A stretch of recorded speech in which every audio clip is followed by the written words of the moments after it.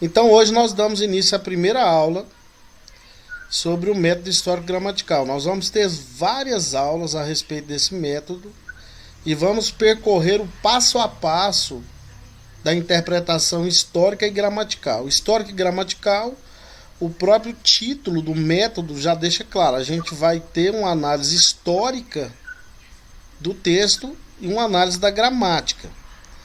Presta atenção numa coisa, quando se fala de contexto histórico, não se considera só história, se considera história, geografia, cultura, todos esses pormenores relacionados ao texto. E quando se fala da gramática, a gente vai avaliar gramaticalmente o texto. Assim como qualquer texto que a gente lê, a gente precisa respeitar a gramática, né? Então, que Deus nos abençoe agora na aula. Olha quando surgiu esse método de maneira oficial, começou a surgir por aí. Mas ele de certa forma já existia, não organizado, mas já existia. A Reforma Protestante havia amadurecido aquilo que posteriormente foi chamado de método gramático histórico ou histórico gramatical, é a mesma coisa. Esse método partia de convicções de caráter religioso na análise bíblica. Seus princípios podem ser percebidos desde o início da história da interpretação da Bíblia. A escola de Antioquia da Síria, alguns pais latinos e alguns estudiosos medievais podem ser considerados como precursores do método histórico gramatical ou gramática histórica, que é a mesma coisa. Esse texto aí é de um artigo do Dr. Augusto Nicodemos Lopes. Pode passar. Olha só, qual que é o objetivo desse método?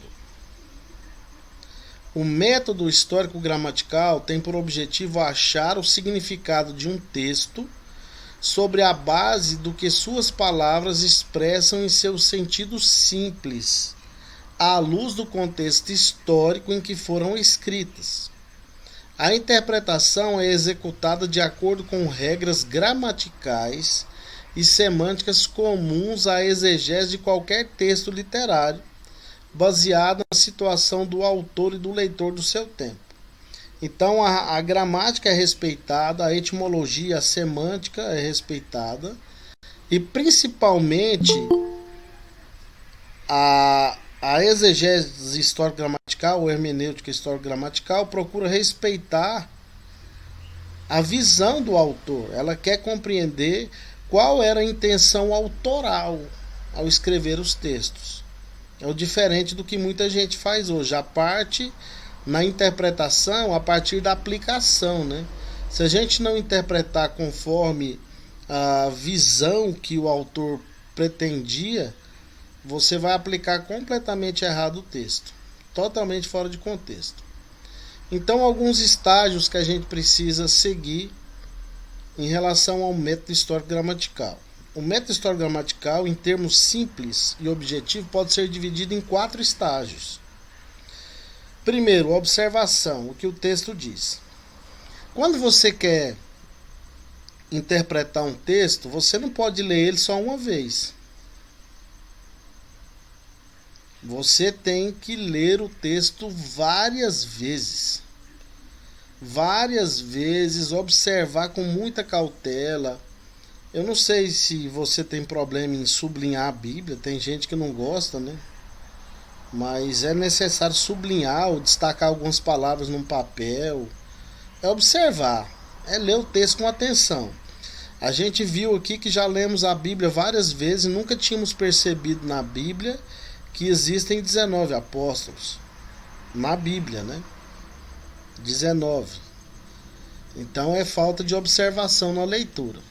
Segundo passo já é o início da interpretação, que é a exegese. O que o texto quer dizer? É você tirar do texto o que ele está dizendo. Não é você colocar lá uma determinada opinião. É você deixar o texto falar. Depois disso é a correlação. Ou seja, você selecionar todo o conteúdo da Bíblia que está relacionado com a passagem que você está estudando. Então a tarefa do intérprete, ela não é uma tarefa simplista. Ela é uma tarefa complicada, que exige dedicação. Você tem que estar com disponibilidade para ler, para buscar. Além de tudo, você vai ter que estar, é lógico, num padrão devocional, em oração a Deus, para o Espírito Santo iluminar a sua mente e associar todos os textos que estão tratando da mesma questão. Em último lugar, a aplicação. O que é, então, depois de ter analisado todos esses outros passos, que eu posso aplicar do texto para a minha própria vida? Para hoje, para os dias atuais. Então, esses estágios aí a gente vai aprender paulatinamente cada um deles. Observação, interpretação, correlação e aplicação. Pode seguir, William. A aplicação do método, não é a aplicação da passagem da Bíblia, é a aplicação do método. Primeira coisa, a gente tem que ler o texto, né? O primeiro passo do método historiogramatical é o conhecimento e o estabelecimento do texto que será utilizado para estudo. Para este primeiro passo, sugere-se os seguintes procedimentos. Você quer interpretar uma passagem, você vai escolher um texto, a gente chama isso de perícope. E a partir de então, a primeira coisa é ter uma visão geral dele. Significa familiarizar-se com as palavras do texto, lendo-as várias vezes, em diferentes versões. Significa também se familiarizar com a linha de pensamento do texto, observando com a narrativa ou argumentação é desenvolvida. A forma de desenvolver este passo é através da observação. Como que Judas morreu na Bíblia? Tem um relato? Quem quiser falar pode abrir o microfone e falar.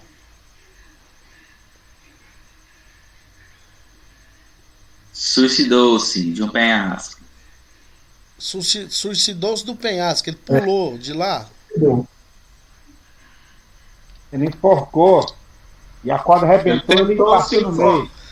Então, olha só, como isso é interessante, né? É a observação. Se você for tratar da morte de Judas, em Mateus capítulo 27 diz que ele se enforcou. Mas Lucas, quando escreve Atos, diz que ele precipitou-se, ele caiu do precipício. E as versões NVI e Bíblia de Jerusalém falam que ele caiu de cabeça para baixo. E agora, como que esse cara morreu? Ele morreu lá enforcado ou caiu, já estava morto? Como é que funciona isso? Então a gente vai ter que observar o texto com cautela. E depois a gente só vai conseguir resolver esse problema aí analisando a história. Mas não é fácil, gente. Alguém que não tem conhecimento desses pormenores dos textos da Escritura vai achar que é uma contradição. Ele morreu enforcado ou ele morreu com as suas entranhas lá esparramadas no chão, no pé do precipício, né? Então tem que fazer essa observação com muito carinho, é ter uma visão geral, um apanhado geral. É olhar para todos os ângulos, antes de sair definindo pontos, é olhar todos os pormenores do texto, anotar palavras que são interessantes, que são pertinentes. É gastar tempo, com calma, sem pressa. A leitura a título de interpretação, ela é uma devocional mais profunda. Mais profunda. Não é você ter uma anagogia igual tinha no método católico, né? Dos 4 princípios, de estar lendo a Bíblia lá e de repente ter que ter aquele, né? Algumas vezes vai ter, né? Mas não é necessário que tenha, né? Porque tem gente que acha que Deus fala com ele só quando tem esse estalo. E Deus pode estar falando nas coisas mais simples do texto. Pode seguir, William.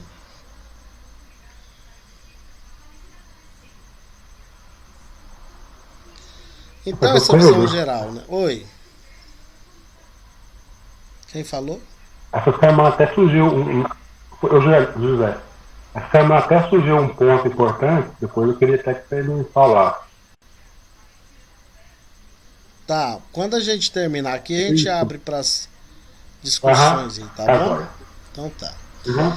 Olha só, no primeiro processo, que é essa observação geral a respeito do texto, a gente precisa se orientar, e a gente vai se orientar através de perguntas. E perguntas importantíssimas para a nossa compreensão do texto. Gente, quando eu aprendi a fazer essas perguntas, quando me ensinaram, quando eu estudei teologia, fazer essas perguntas, a minha vida mudou da água para o vinho, no quesito interpretação da escritura. O propósito da observação no estudo de um texto é saturar-se do conteúdo da passagem, ficar tão familiarizado quanto possível com tudo o que o escritor bíblico está dizendo. Explícita ou implicitamente, é necessário também aprender a discernir o que é e o que não é importante na passagem em estudo. Sugere-se aqui o uso de algumas questões básicas. O intérprete deve perguntar sobre o texto. Antes da gente entrar nas perguntas, quando eu quero compreender um texto, além de buscar o auxílio divino em oração, eu leio tantas vezes o texto até que eu acabo, não é nem decorando, o texto começa a fazer parte da minha vida. Eu começo a citar esse texto, sabendo a ordem das palavras de maneira correta, é algo que vai me envolvendo. Então é necessário você ler mesmo até perceber as nuances do texto. Aí você começa a fazer esses questionamentos aí. Quem?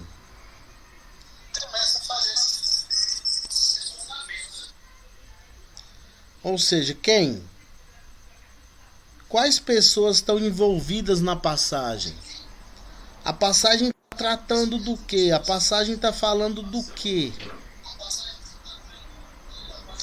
William, fecha seu microfone. Tá dando microfonia. Obrigado. Então, olha só. Professor, é que eu liguei só para também para cortar às vezes. Tá, vamos com calma. Vamos deixar isso é coisa de internet. Então, a pergunta quem? Quando você pergunta para o texto quem, você quer saber quem é que está envolvido na passagem. O texto está falando de quê, do quê, de quem. Letra B, o quê? O que sucedeu? Que ideias estão envolvidas? Quais são os resultados? Então, além de querer saber as pessoas, personagens que estão envolvidos no texto, você precisa saber sobre o que o texto está falando. O que aconteceu aqui? Que ideias estão envolvidas nesse texto? Quais são os resultados? E outra pergunta, onde? Onde isso teve lugar? Qual é a localização geográfica desse fato? Para você nunca cometer aquele erro crasso de falar que o peixe ou a baleia vomitou Jonas na praia de Nínive, né? A praia mais próxima de Nínive era quase 600 quilômetros. Então você tem que começar a fazer esse tipo de questionamento, se situar geograficamente, saber sobre o que e quem o texto está falando e qual é a ideia que está inserida no texto. Pode passar.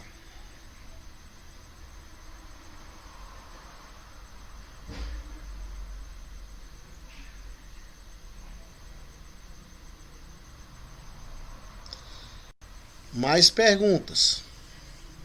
Quando? Quando aconteceu? Está lendo uma passagem do Antigo Testamento? Foi antes do cativeiro babilônico? Foi depois do cativeiro babilônico? Foi antes do reinado de Davi? Foi depois do reinado de Davi? Você precisa se situar também historicamente e perceber qual é o fundo histórico da passagem. Vocês estão percebendo que esse método histórico gramatical já é o princípio de interpretação do texto. Então a gente vai bater nessa tecla desse método basicamente até o último dia de aula agora. A gente vai olhar todos os pormenores para aprendermos literalmente a interpretar o texto. Outra pergunta, por quê? Por que isso aconteceu? Qual o propósito ou a razão disto? Além de perceber a ideia do texto, tem que perceber por que o autor escreveu o texto. Por exemplo, uma passagem bem conhecida aqui, deixa eu ver. João capítulo 8. Aquele diálogo de Jesus com os judeus. Quando João, o apóstolo João, escreveu aquela passagem, por que ele escreveu? Quando a Bíblia diz em João, capítulo 4, ali, entrando no capítulo 5, que era necessário, Jesus tinha que passar por Samaria. Por que João escreveu isso? Você tem que estar atento, tem que saber.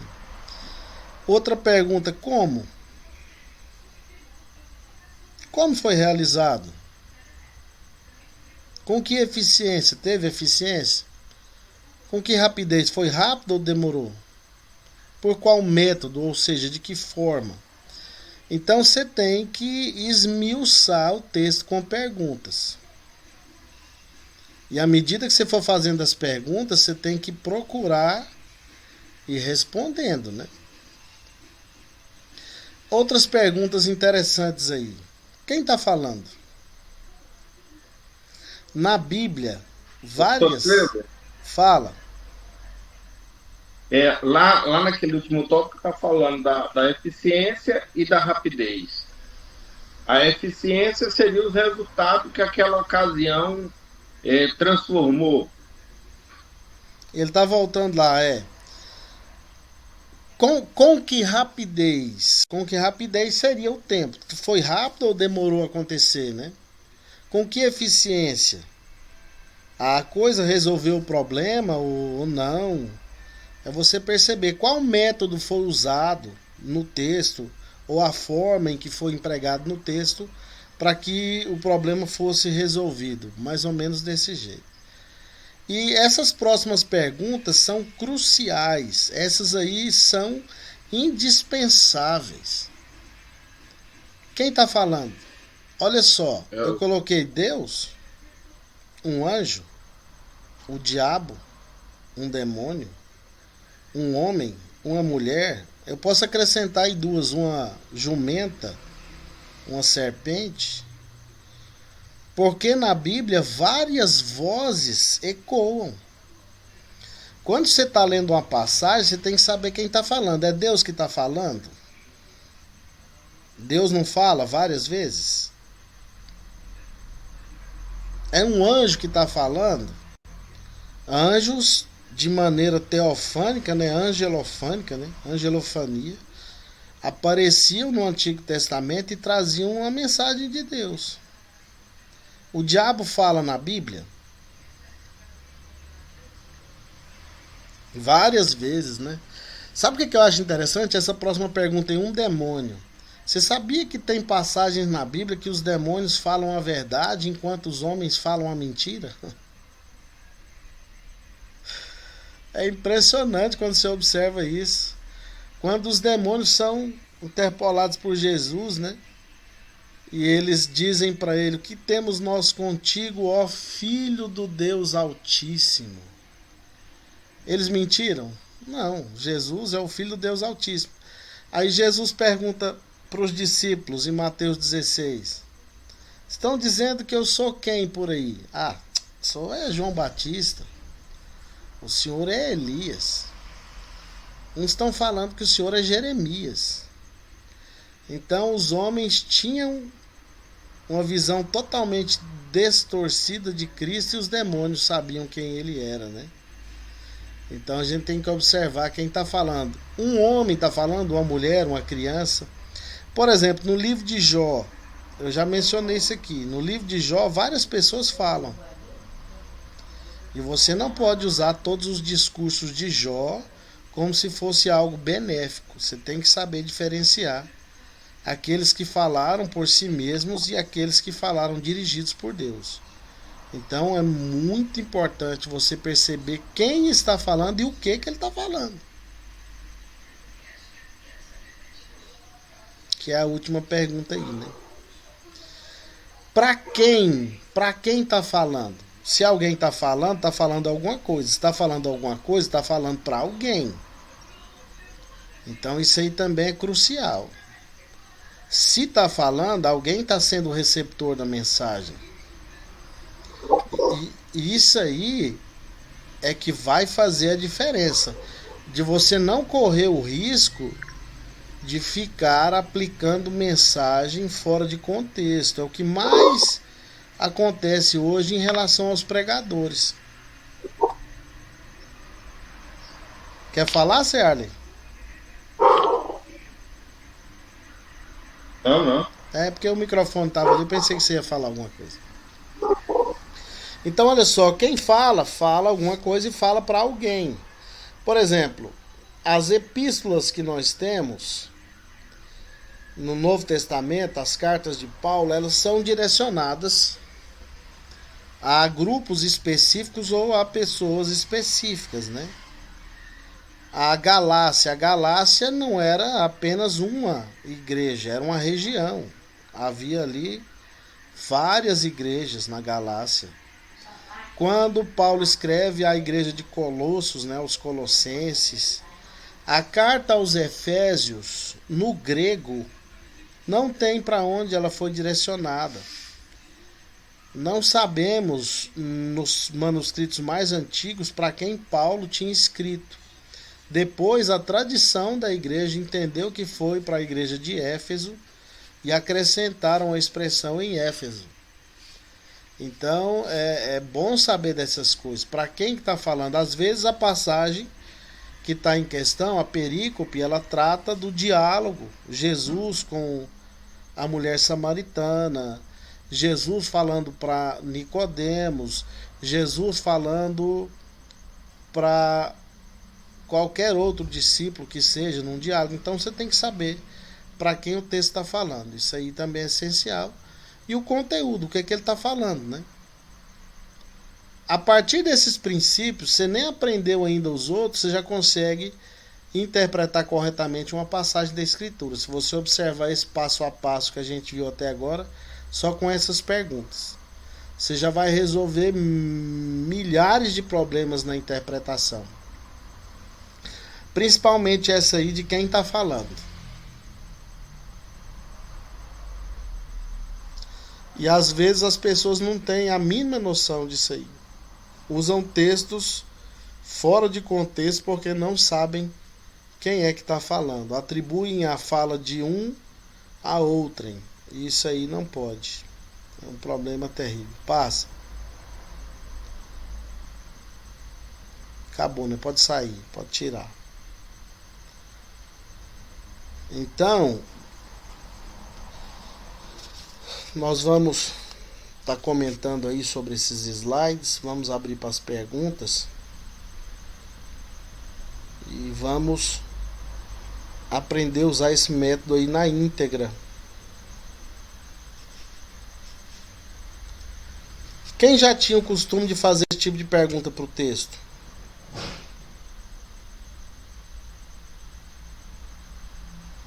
Eu não. Então comece, viu, Genivaldo? Eu dormi. Comece, porque isso aí vai te ajudar muito. Você perceber quem é que está falando.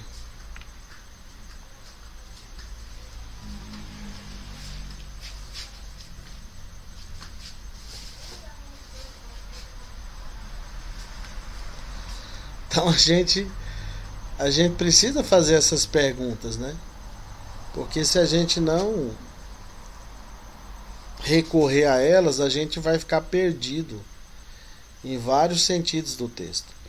E essa questão de analisar o contexto histórico, se situar histórica e geograficamente, isso é muito importante. Saber, por exemplo, que quando Paulo escreveu algumas das suas cartas, ele estava preso em Roma. Isso tudo vai fazer a diferença na hora de interpretar um texto. Então, quando a gente começa a considerar isso, vai facilitando a nossa compreensão. A gente adquiriu o hábito de não interpretar textos, né, A gente ficou preguiçoso, a gente deixa outros interpretarem pra gente. Então, geralmente, quando você lê uma passagem, ela está difícil demais, em vez de você ir fazer todo um estudo para tentar entender, você já vai lá no rodapé da Bíblia comentada, né? Aí o autor da Bíblia já resolve para você. Não é assim que funciona? E não deveria, né? A partir de agora você vai ser o próprio intérprete do texto que você lê. Então, vamos aprender o passo a passo de como estudar para chegar à interpretação. Depois a gente só vai conferir, né? Lindenberg, depois de interpretar uma passagem do Novo Testamento, vai comparar com Augusto Nicodemos, com Charles Hyde, com Kaiser Júnior, né? Então é assim que vai funcionar. A gente não pode ter essa preguiça intelectual. E a gente precisa também se dedicar na hora de fazer a correlação dos textos. Quando você chegar à conclusão de uma passagem, a passagem fala sobre amor ao próximo, um exemplo. Você tem que abordar todo o assunto da Bíblia sobre amor ao próximo para entender se aquilo ali de fato é amor ao próximo. Então, na interpretação da Bíblia, há uma necessidade de muita leitura, muita dedicação. E não pode haver essa preguiça intelectual. Tá certo? José Nildo, você ia falar de quê Professor. mesmo? Oi, pode falar. Pode falar, Lindenberg. Professor, queria comentar a respeito disso, porque assim, o que mais deixamos nós assim preguiçosos mediante a palavra é a internet, que hoje tem todos os assuntos, muitos pregadores já pregaram dentro do assunto, então você deixa de, às vezes, esmiuçar um texto, a coisa está mais rápida hoje, o tempo, a gente prefere muitas vezes pegar a coisa mastigada e não entender ao fato o que nós percebemos disso, qual que é a nossa visão diante disso. E você sabe que isso aí pode ser um tiro pela culatra, né? Você pode pegar um estudo de alguém que não tem a base necessária e replicar aquilo ali como se fosse verdade e não passar de um grande erro. Então, a primeira coisa quando a gente vai pesquisar na internet, a gente tem que saber as fontes direitinho, tem que ter um certo conhecimento para não estar usando nada fora do contexto, que aí vai acabar complicando mais ainda. E eu vou dizer para você, no quesito pregação, o que tem de pregador ruim na internet aí, o que tem de pregador ruim com vídeo aí é um negócio fora do comum, chega a ser assustador.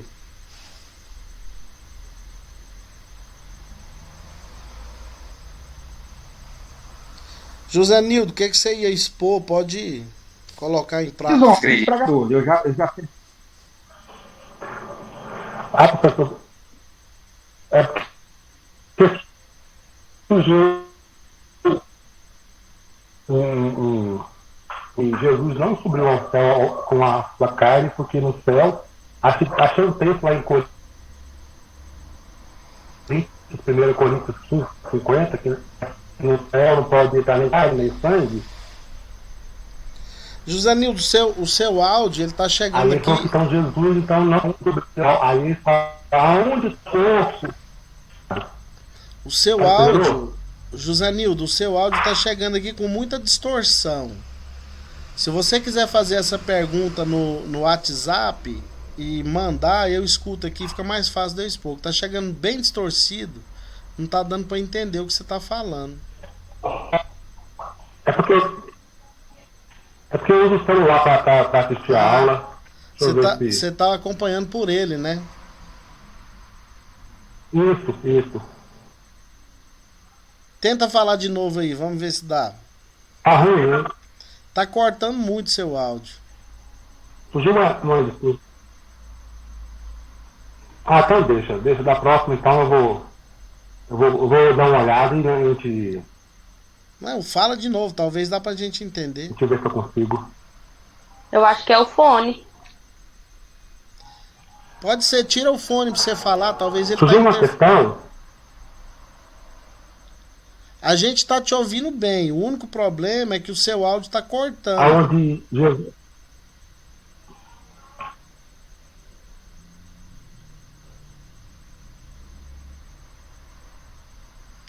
Tecnologia Vou tirar tem o fone, esses, peraí. tecnologia tem esses intempéries também, né? Abate. Tem. Tá melhor? Fala. Surgiu uma questão sobre a respeito da subida de Jesus ao céu. Porque a Certo. Bíblia fala que ele subiu, né, no mesmo corpo depois da sua ressurreição. Só Ok. que lá em Coríntios, capítulo 15, versículo 50, diz que nem carne nem sangue pode subir ao céu.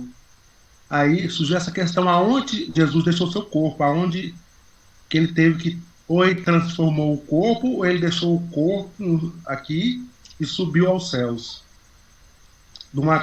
Dizer aos meninos que tem uma contradição bíblica aqui muito forte.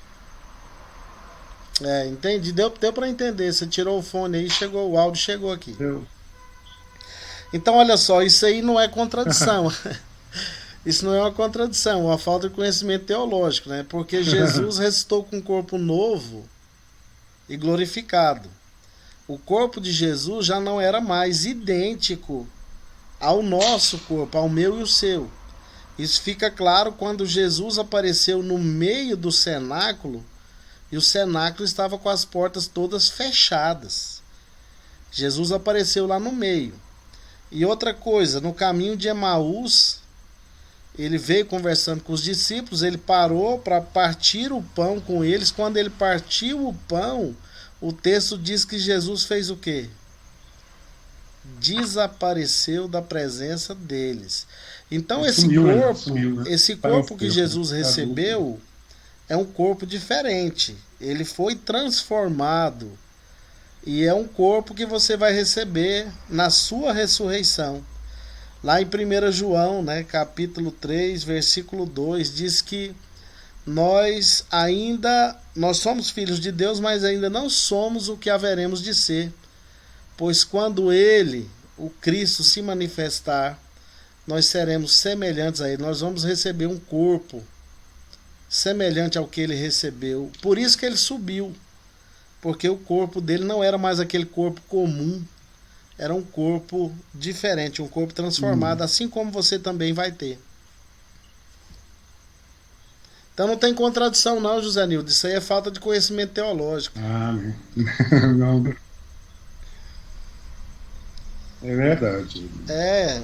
E é interessante, né? Agora fiquei mais claro porque eu não soube respondendo assim. O pessoal trabalha a condição de um corpo etéreo, ou seja, que tem a ver com éter, que é algo que você pode tocar, é algo palpável, mas ao mesmo tempo é uma essência, é um negócio complicado de explicar.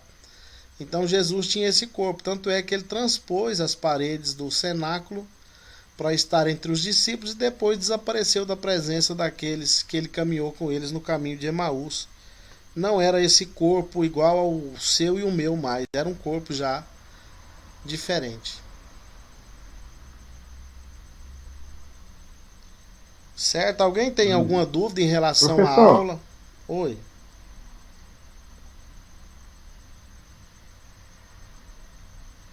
Pode falar, Genivaldo. Eu só estou atrás. O senhor falou que... O senhor está me ouvindo? Estou muito bem. Está me ouvindo? Muito bem. O senhor falou aí que a gente fica muito preguiçoso porque a gente tem que pesquisar, ou seja, quando a gente pesquisa, igual o senhor está nos instruindo aí, a gente, quando pesquisa, você prega mais com propriedade, né? Isso que o senhor quis dizer, né? Sim. E quando uma pessoa você só viu falar, você não prega com aquela convicção, porque você entrou no texto, né? Você, como se diz, você tem mais propriedade para pregar. É isso que o senhor falou, né? É verdade.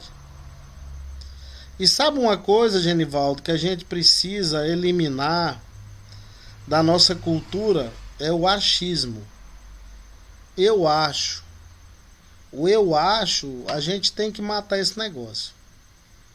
Isso aí tem acabado com muitos cristãos e a gente vê que muita gente acaba debandando da fé, acaba se desviando porque na hora que precisa da escritura ele não tem.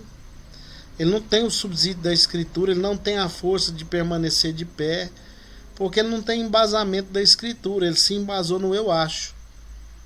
E a gente precisa deixar a escritura formar esse pilar, esse alicerce.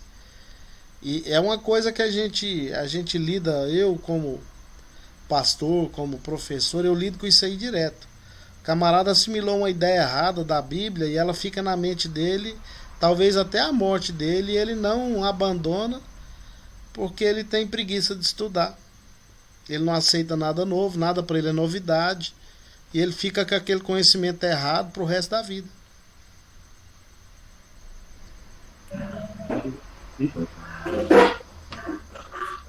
Eu estava vendo um coleguinha falando aí sobre a tecnologia, e isso é uma benção, mas ao mesmo tempo isso pode ser um desastre também, porque se pegar o telefone eu estava até pensando aqui, se pegar meu telefone, eu não sei o telefone de ninguém, parceiro. Eu não sei o telefone de ninguém, só da minha esposa, restante eu não sei mais ninguém, ou seja, isso é um desastre, né? Você não sabe de qual telefone a gente ficou muito escravo, a gente não usa o telefone para falar mais. A gente usa o telefone para outras coisas. Antigamente o telefone, a prioridade dele era ligar para alguém e falar, né? Esses dias eu vi um cara brincando que o celular faz isso, aquilo outro, manda mensagem, recebe conta, paga conta, faz Pix, faz não sei o que, inclusive faz ligações. Já não tem a finalidade principal de fazer ligação igual antigamente, né? É verdade. Já Professor, né? Fala, Gleidson.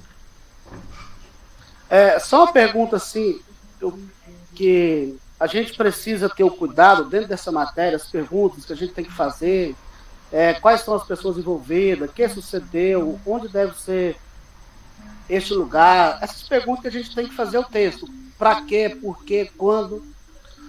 A gente vai precisar de algum material que vai nos auxiliar a essas pesquisas. E a gente está falando sobre esse cuidado que devemos ter com a internet, com tantas coisas, comentário bíblico, que às vezes a gente tem preguiça de pesquisar e busca pronto.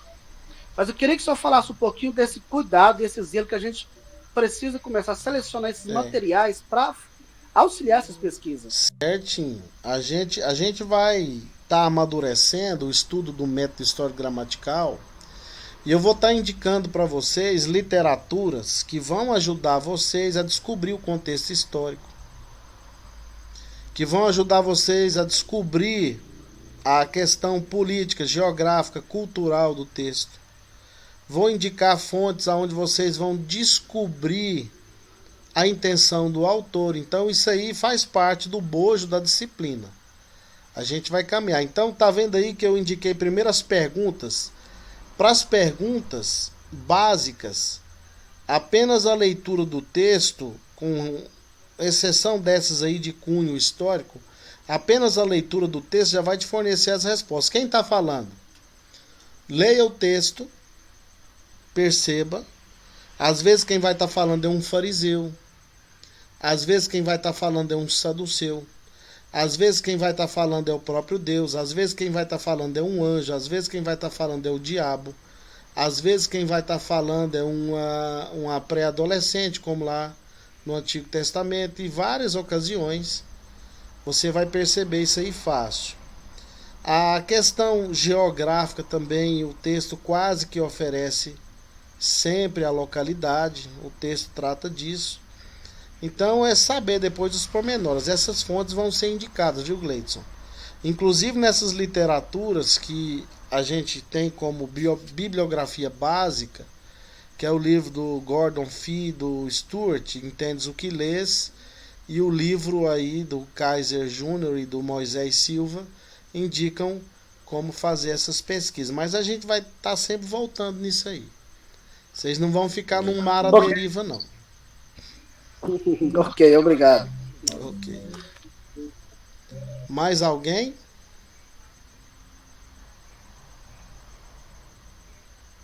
Tá tudo tranquilo? Professor, Fala. nós podíamos fazer alguma coisa, porque eu liguei na Antioquia, não tá tendo o livro Entendes o que Lês. A gente podia fazer alguma coisa para tentar adquirir esse livro, né? Ó, eu mandei ele em PDF, você baixou ele?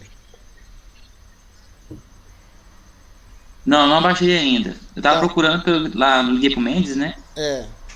Eu mandei no grupo. Esse livro, você vai encontrar ele talvez direto na editora, que é a Vida Nova, ou pela estande virtual, né? Porque tem muito livro que a Antioquia dá em falta. Oi. Professor Evaristo, eu comprei lá na Jerusalém, eu fui lá e por acaso eu perguntei, lá tinha uma pilha. Eles falaram, não, esse livro não é muito procurado. Eu comprei lá na Jerusalém. O mês Escutou ele, passado, Lindenberg? ele estava de promoção, 50 e alguma coisa. Escutou, Ô, coisa Em boa. inglês. Em qual? Escutei. A Jerusalém de Campinas? É, da 24 de outubro. Ah, na Jerusalém da 24 de outubro, Lindenberg. Consegue o telefone de lá e vê se compra ele para eles te entregarem. Certinho, professor. Vamos tentar procurar esse livro aí. Tá vendo aí, ó? Ela falou que eles disseram que não é um livro muito procurado. Não é muito procurado porque as pessoas não gostam desse tipo de literatura, né? A literatura que faz sucesso entre a maioria dos crentes é literatura hoje de autoajuda, esse tipo de literatura aí Autoajuda. vende muito a autoajuda, né? Mas literatura especializada o pessoal não quer, não. Eu escrevi um texto uma vez, dentro da visão, pensando em nós, né? Que acreditamos nos dons espirituais e tudo.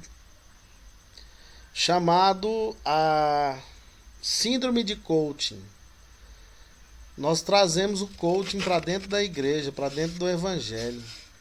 Isso é inadmissível. Então os pregadores hoje, eles gostam de amassagear o ego das pessoas. Eles gostam de trabalhar técnicas que vão fazer a pessoa, segundo eles, ter sucesso, né? E a gente precisa da escritura, gente. É da palavra de Deus. Isso é um câncer, né, professor? Não é negócio de coaching, não.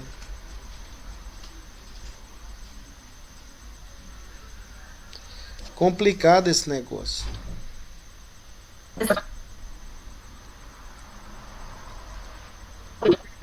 Professor, Fala. Então, antes da gente começar esse curso, eu tinha dado uma olhada, estava olhando alguns livros pela internet, e assim, para aprendizado da Bíblia, porque não é fácil assim, estudar a Bíblia, né, sem ter assim,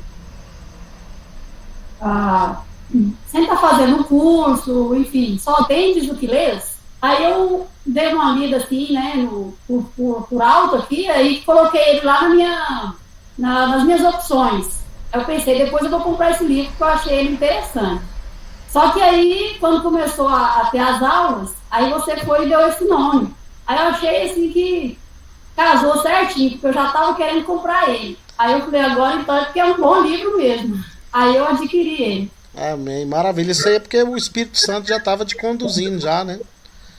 Amém. O Espírito Santo te preparando para o estudo que você ia se ingressar nele. É verdade.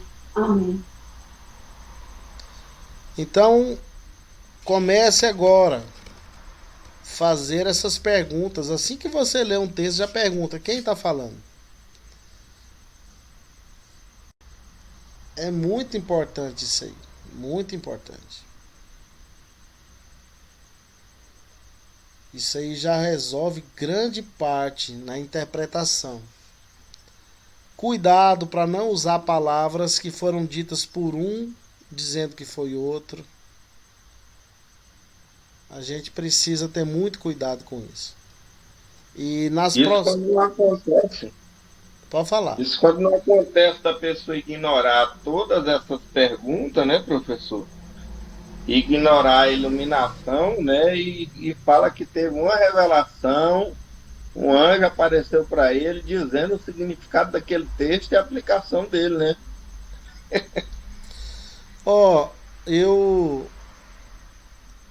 Eu não me considero, vamos ver se vocês vão entender isso, eu não me considero pentecostal, eu sou continuista.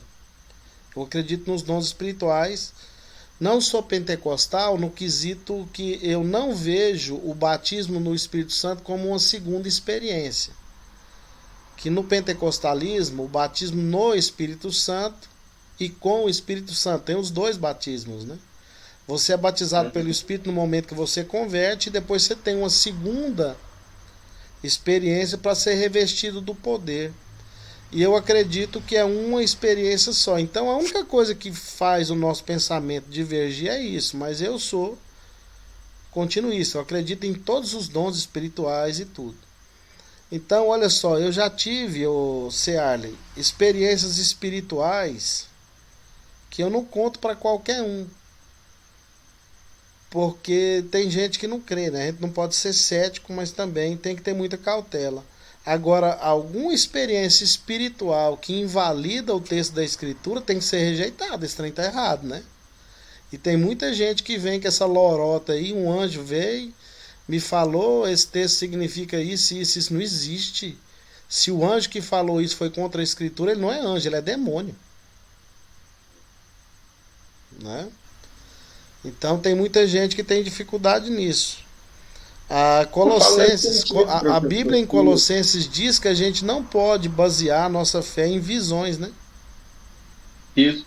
Às vezes, vamos supor, a pessoa ela se esquiva de aprofundar no texto, de conhecer o texto, e às vezes é mais fácil eu buscar uma visão espiritual que talvez, ao meu entendimento, está fugindo o que o texto quer dizer, o que a palavra realmente está trazendo de orientação, né, professor? Eu dei aula. Eu dei aula numa igreja muitos anos, até o começo da pandemia, e no período da pandemia eles fecharam as aulas presenciais e eu não retornei lá mais. Mas eu dei aula lá durante um grande período, e um dia eu dando aula, um membro da igreja me interferiu, falou: pastor, deixa eu falar um negócio aí, pode falar. Eu interpreto essa passagem conforme o anjo me mostrou. É assim, assim, assado. Eu falei: meu irmão, infelizmente o anjo que te revelou isso aí, ele não sabia nem ler a Bíblia direito, que isso aí tá tudo errado. Era uma irmã, na verdade. Ela ficou um pouco chateada comigo, mas eu tive a proximidade de conversar com ela com calma, explicar para ela. Ela entendeu depois. Ela tinha, na verdade, achado, ela se emocionou e achou que o anjo tinha ensinado a passagem para ela, e não é por aí não, viu? Não é por aí. O Espírito Santo, ele vai te iluminar. A Bíblia não diz que o Espírito Santo nos fará lembrar de todas as coisas? Para você lembrar, você tem que ter passado por lá, você tem que ter lido, tem que ter estudado, tem que ter guardado algumas coisas em relação àquilo ali, senão você não lembra, né? Agora, em caso extremo, não. Aí o Espírito Santo vai pôr a palavra na sua boca, mas aí é outra coisa, né? Mas em relação à interpretação, não, ele vai fazer você lembrar.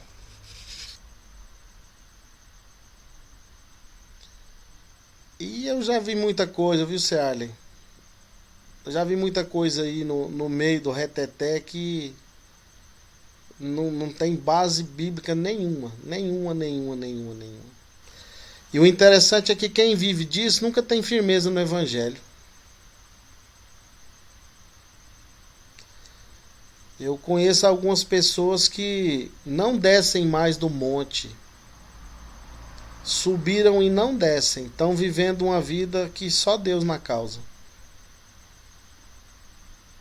Então a gente tem que estar. A gente tem que estar com o pé no chão.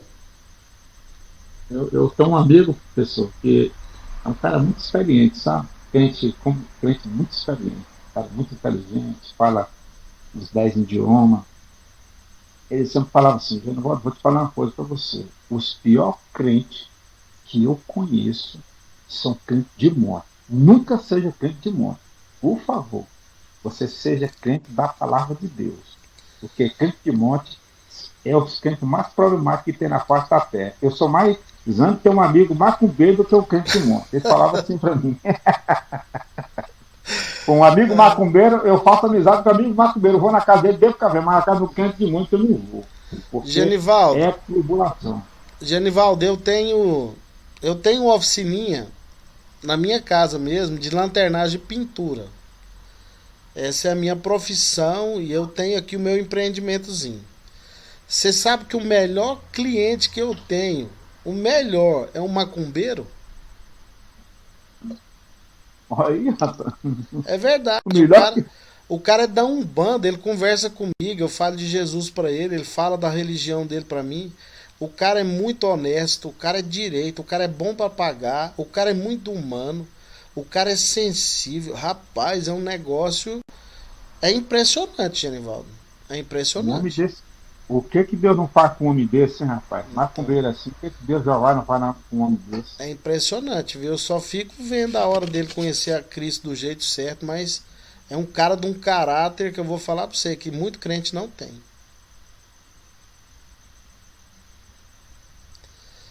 E essa questão do monte, Genivaldo, a gente não pode generalizar, mas eu acho que em grande parte da fala do seu amigo aí, ele não tá errado não.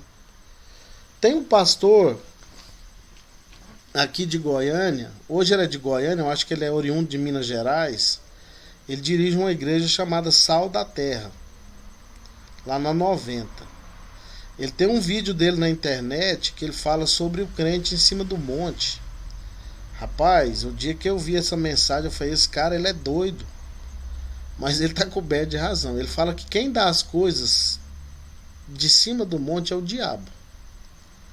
Aí ele cita o exemplo de Cristo sendo levado para o diabo lá no alto do monte e o diabo oferecendo a glória dos reinos lá embaixo. Aí ele fala, ó, Jesus quando subia no monte para orar com os discípulos era para vigiar, não era para pedir. Então quem dá as coisas de cima do monte é o diabo. Rapaz, a mensagem do cara é muito forte e fica difícil da gente refutar ele, porque o que a gente vê nos montes hoje são pessoas que só sobem para pedir as coisas. Eu tive um funcionário, Genivaldo, na minha oficina, que ele, crente, inclusive se converteu num evangelismo que eu levei ele. Depois de muito tempo de crente, ele indo no monte, fazendo campanha toda semana, de semana a semana, no monte, ele trocou de esposa. Eu falei para ele que ele estava errado, que ele estava pecando, que ele estava em adultério. Ele tomou raiva de mim, saiu até da minha oficina. Foi embora, pediu demissão aqui e foi embora.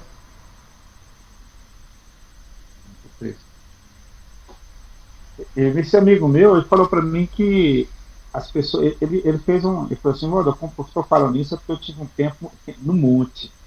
Ele fala, mas por quê? Pô, olha, o monte é a coisa mais interessante. Você recebe visão, você recebe, ó, a maioria das pessoas que estão lá, que ficam lá, ele logo ele não tem ministério, né? Ele não tem igreja, não tem pastor, é eles mesmos. Ele não tem conhecimento assim, teológico da palavra de Deus. Então, ó, os que eu conheço, é problemático, muito problemático. Ainda bem que eu não sou muito bom. Então que a gente possa valorizar mesmo essa questão de examinar as escrituras, porque é necessário. Mas examinar a escritura mesmo, é a escritura. E os outros livros a gente vai usar só como auxílio didático para melhorar a nossa leitura da Bíblia. Mas começa com esses 4 princípios básicos que foram apresentados hoje. Primeiro, observação. Para que esse negócio de ler o texto só uma vez. Se você quer interpretar, lê o texto várias vezes. Depois que você leu várias vezes, você começa a anotar as questões que são pertinentes. E você vai já começar a interpretar. Entendeu algo da passagem? Correlacionar. É pegar o texto e verificar todas as outras passagens da Bíblia, tanto no Antigo Testamento quanto no Novo, que tem a ver com aquilo. Interpretou? Entendeu? Tá pronto? Aplica na sua vida. Não é na vida do Cearle, do José Nildo, não é na sua. Você está lendo, você vai aplicar para você. Depois que você aplicar para você, aí você pode expor o seu estudo publicamente. É assim que funciona. Mas as pessoas começam hoje a interpretação de trás para frente. Já começa aplicando na vida do próximo.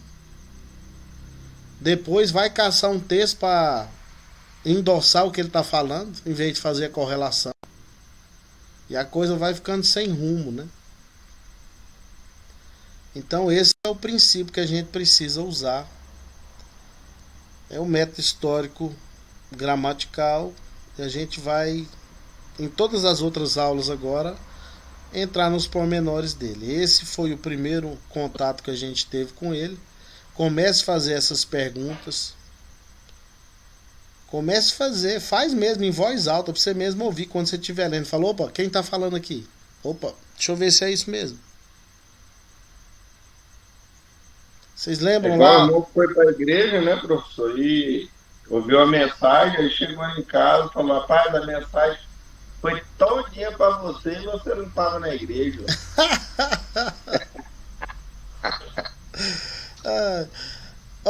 Eu tenho uma experiência nessa área interessante. Eu visitei uma igreja de um pastor amigo meu.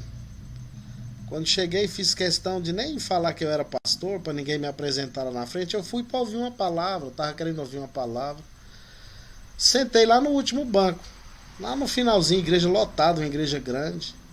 Rapaz, e mais ou menos assim, uns 5 minutos de pregação, chegou um bêbado. E o bêbado sentou do meu lado, praticamente. E o pastor pregando e o bêbado resmungando. Oh, meu Deus do céu. Hoje eu pego aquela minha mulher e quebro ela no pau. Pelo que eu entendi, a mulher dele era membro lá da igreja. Ela tinha ido para a igreja e ele estava na rua bebendo e ele foi lá para acertar as contas com ela, né? Ele resmungando o tempo inteiro e o pastor pregando. Ei, mas aquela mulher minha é muito sem vergonha. Ela falou da minha vida para esse cara. Esse cara tá falando tudo de mim lá em cima. E resmungando e enchendo o saco e aquela coisa. E o pastor pregando lá na frente compenetrado. Antes do pastor terminar a mensagem, o cara tava chorando já, Célio. O bêbado já tava chorando. O pastor fez um apelo. O bêbado foi lá na frente, aceitou a Jesus Cristo. E esse pastor conhecido meu, eles tinham um programa de televisão. Eu, se não me engano, acho que era na Band antigamente. Os programas evangélicos começavam de madrugada. O deles começava mais ou menos 5 horas. Eu trabalhava numa empresa que eu tinha que entrar bem cedo. Então eu acordava bem cedinho, ia fazer café, tomar banho, né, aquela história. E eu ligava na televisão para ficar escutando a mensagem do programa. E um dia eu tô escutando um cara dar um testemunho, falando que entrou na igreja, que ia bater na mulher e tal. Eu fui lá ver, não era o cara, moço, o bêbado. O bêbado que tinha entrado para bater na mulher, dando um testemunho todo engravatado, de terno, cabelo cortadinho, barba feita, testemunhando da grandeza de Deus na vida dele. Então, Deus fala. Se a gente vai para ouvir Deus falar e pede para Deus falar com a gente, Deus fala. Agora, levar a mensagem para o outro é difícil, né? Ó, Deus falou tudo que você precisava ouvir, mas você não estava na igreja. Aí não dá não, aí fica complicado. Meus queridos, é isso então. Se ninguém tem mais nenhuma dúvida em relação à aula de hoje, a gente encerra por aqui. Amanhã, quem puder me acompanhar, eu vou estar de novo na Rádio Paz. E orem, né, para que os ouvintes tenham capacidade de entender que situações delicadas não podem ficar no achismo, tem que ir para a escritura. Manda o link, professor. Manda o link. Aquele link foi muito bom, viu, professor? Eu vou mandar ele no grupo. Vou mandar no grupo. Um pouco antes de começar, eu mando ele no grupo. Beleza. Professor? Fala, Tereza. Eu quero falar aqui algo sobre o monte. É rapidinho, uma experiência minha, né? Certo. Toda vida, eu gostei muito de monte, eu não vou negar. Eu ia sempre ali no Morro do Mendanha, antes tinha aquelas vigílias de sexta-feira, e eu ia muitas vezes. Aí depois eu fui parando de ir. Só que aí, esse ano, no final do ano passado, eu estava aqui passando um problema com a minha filha e precisava separar com Deus. Aí eu falei pro meu esposo, vamos no monte? Eu quero conhecer um novo monte, um monte ali, o Monte do Foguinho. Eles falam muito, e eu nunca fui lá. Vamos lá comigo de dia, para mim fazer o reconhecimento do monte, para mim fazer a campanha lá. Aí nós fomos. Quando eu cheguei lá, meu coração fechou, e eu voltei para trás, assim, sem direção. E aí o Senhor falou para mim, quando eu cheguei aqui em casa, era um domingo, que não era para mim fazer no monte, me fazer na igreja. E como eu tenho a chave da igreja, eu comecei a fazer uma campanha. Fiz uma campanha lá de 7 dias, das 7 ao meio-dia, né? Separada mesmo com o Senhor. E aí acabou, sabe? Nunca mais. Aí o Senhor falou mesmo para mim, né? Que não era mais para mim no monte. Eu senti realmente de Deus de separar na igreja. Porque na igreja eu entro, abaixo a porta e fico ali. E aí, então, assim, sabe? Me libertei do monte. E o Senhor ouviu, o Senhor trabalhou na vida da minha filha maravilhosamente. Ela retornou para a igreja. Ela era uma pessoa, assim, que não tinha controle na vida financeira. Ela trabalha desde os 16 anos. O nome dela é Raquel. Ela retornou para os caminhos do Senhor. Está sendo dizimista fiel. Ela já parou com as dívidas, né? Então, assim, graças a Deus, o Senhor ouviu. E agora, para mim, não tem outro lugar para separar com Deus. É na igreja. A gente tem que colocar a Bíblia em prática, né? O diálogo de Jesus com a mulher samaritana já deixa bem claro, né? Ela falou, os nossos antepassados diz que é lá no Monte Gerizim que se tem que adorar, e vocês judeus dizem que é em Jerusalém. Jesus disse, vai chegar a hora, e já chegou, em que os verdadeiros adoradores adorarão o Pai em espírito e em verdade. A gente não está preso à localidade. Nós não estamos presos mais a lugar, a local. Essa visão de um lugar específico de adoração é uma visão veterotestamentária do Antigo Testamento. Então, Terezinha, você recebeu essa oportunidade de fazer na igreja, maravilha, mas se você tivesse feito no seu quarto, funcionaria também. Então a gente não está preso à localidade. Em qualquer lugar que você estiver, é você levar o pensamento a Deus em oração, e Ele já está te ouvindo. Porque o véu foi rasgado. Né?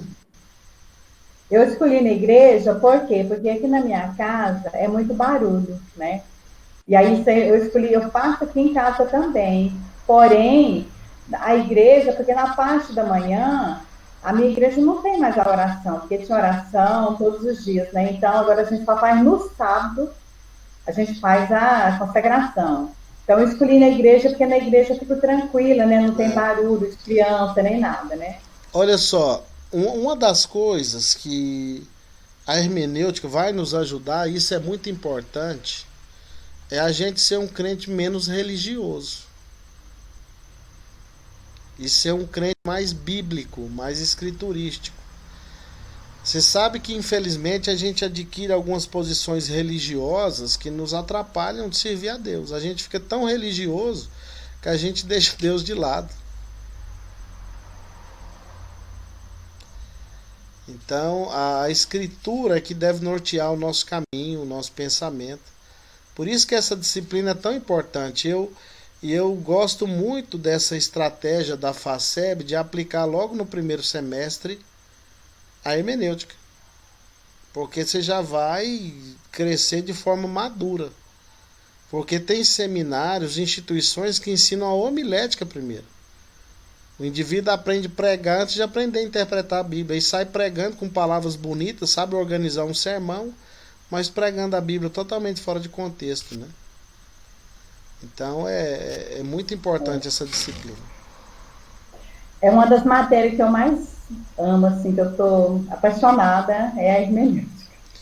E você vai ficar mais apaixonado ainda quando você estiver na sua casa, aí no seu quarto, de joelhos, agradecendo a Deus, orando, interpretando a Bíblia, entendendo o texto. É um negócio maravilhoso.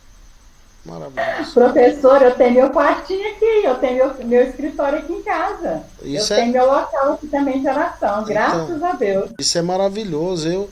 Eu trabalho o dia todo aqui, onde eu tô, em cada canto que eu tô orando o tempo inteiro e meditando. Eu sou igual o que o Davi disse, medita nessa lei dia e noite. Eu fico o tempo inteiro ruminando a palavra, porque é isso que vai fazer a gente permanecer de pé, em comunhão, e não vai deixar a gente desanimar. A gente só tem motivo para desanimar, gente. Dá uma olhada aí no perfil no cenário mundial, o que está acontecendo, tanta gente querida morrendo, enfermidade, gente não podendo trabalhar, era para a gente estar prostrado, mas por que que não? Porque o Espírito Santo nos mantém de pé, pela sua graça e misericórdia, e esse meditar na palavra é muito importante, muito importante. E que a gente medite agora com essa condição de estar perguntando, fazendo as perguntas para o texto. Na próxima aula a gente vai começar a aprender outras técnicas de interpretação. E você nunca pode dispensar esses 4 princípios: observação, interpretação, correlação e aplicação. A gente começou pela observação, a gente não entrou nos outros ainda. Então que a sua leitura a partir de agora seja uma leitura mais proveitosa.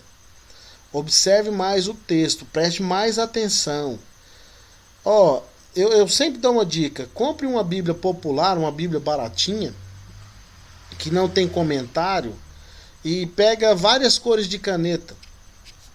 Aí você vai e fala: eu vou sublinhar os substantivos de vermelho, eu vou sublinhar os verbos de verde, eu vou circular os adjetivos de azul, sei lá.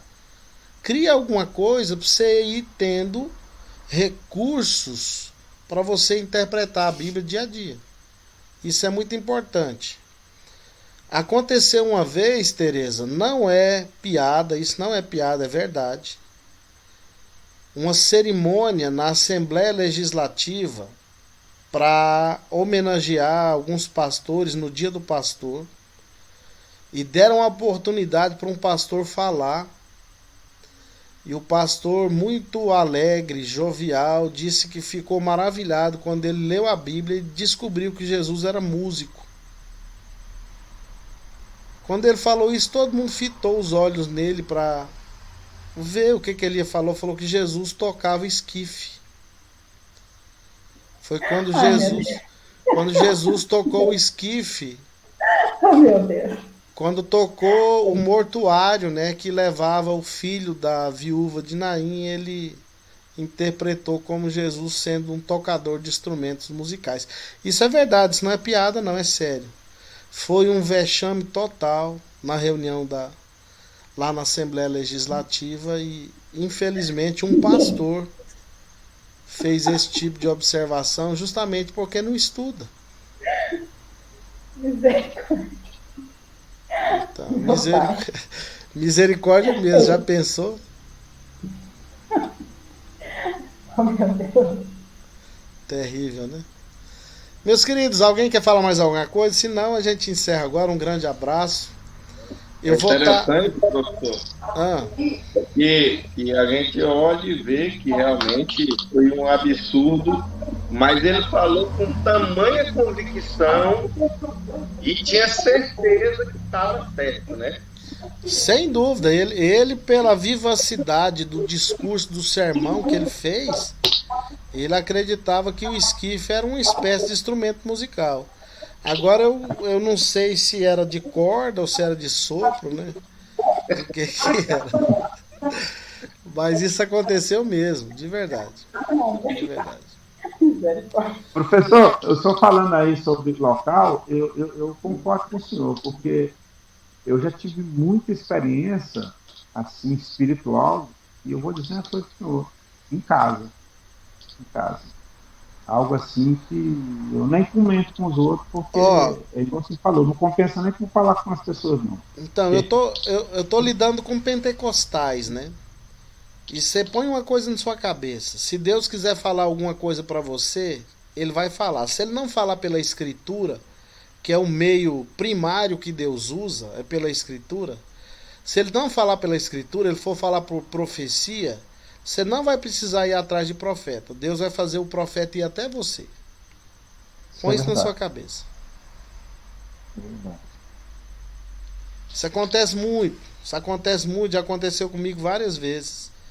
Eu contei essa experiência, vou repetir para a gente encerrar. Quando eu ingressei no curso de teologia, eu ainda bem jovem, eu não sabia ainda se era mesmo aquilo. Eu tinha recebido um chamado, mas estava em dúvida se era para eu estudar teologia ou não, e aquele negócio. Eu fui numa vigília de oração, Quem estava pregando na vigília era uma ex-atriz da Globo chamada Darlene Glória. Depois, quem quiser saber sobre ela é só pesquisar. Ela fez um filme daquele jornalista Arnaldo Jabor. E ela hoje é ministra da Igreja Metodista no Rio de Janeiro. E ela pregou na vigília uma mensagem simples, mas objetiva. E acabou a vigília e eu indo embora. Ela me chamou. Falei, você, vem até aqui. Falei, pois não. Ela falou, ó, Deus está dizendo para você que o seu chamado é real. Você está estudando teologia, foi porque Deus te direcionou para isso. Não tenha mais dúvida. Eu nunca tinha visto a mulher, nem mesmo sabendo que ela era ex-atriz, eu nunca tinha assistido filme, nunca tinha visto novela, nada disso. E ela, usada por Deus, trouxe a palavra que eu estava precisando ouvir. Então, corra atrás de revelação não, pelo amor de Deus. Não vai atrás desse tipo de gente não, que você é latada. Eu acabei com o culto de um pessoal uma vez, viu, Genivaldo? Eu acabei com o culto. Pessoal querendo levantar um restaurante aqui perto da minha oficina, era do lado da minha oficina. Aí chamaram o pessoal de uma igreja para fazer uma campanha lá, para levantar esse restaurante. E ninguém me falou nada a respeito de nada. E um dos caras do restaurante, do lado da minha oficina, sabendo que eu era pastor, me convidou para pregar. Aceitei. Sabendo que o pessoal do restaurante não era crente, preparei um sermão evangelístico em cima de